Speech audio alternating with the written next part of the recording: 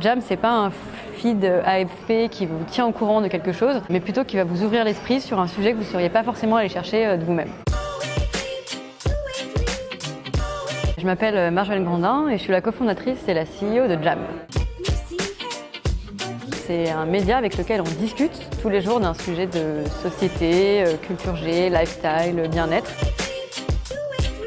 La proposition de valeur de Jam aujourd'hui, c'est 2 minutes par jour pour aiguiser son regard sur le monde. C'est pas un média classique qu'on va lire, qu'on va regarder. C'est un média avec lequel on parle dans Messenger comme si on parlait à un ami et on appelle ça un chatbot.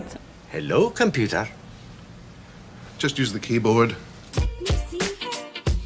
On a vraiment des rédacteurs passionnés qui ont l'âge de notre cible, donc assez jeunes, et qui tous les jours se réunissent pour réfléchir au sujet que Jam va évoquer. Par exemple, un dont je suis assez fière et qui sort dans quelques jours, c'est l'effondrement. On a un utilisateur qui nous a suggéré de parler de ce sujet, qu'on avait envie d'évoquer, mais là, du coup, on l'a fait remonter en liste de priorités. Et dans quelques jours, Jam va en parler. On lance là cette semaine notre club Jam Trends, qui est un genre d'observatoire pour les marques, les médias, les agences qui veulent mieux comprendre les 15-25 qui sont un peu durs à décrypter. Ça, c'est extraordinaire, ça. Mademoiselle Hortense, venez voir, vite, venez voir.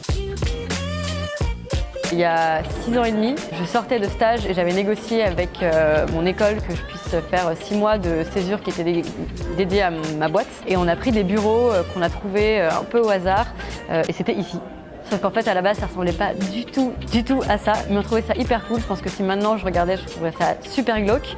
Mais à l'époque, on était trop contents de monter 2 tables Ikea avec d'autres entrepreneurs, dont Alexandra, de Sauver le monde des hommes, qui était notre voisine. Donc on se retrouve 6 ans après chez Morning.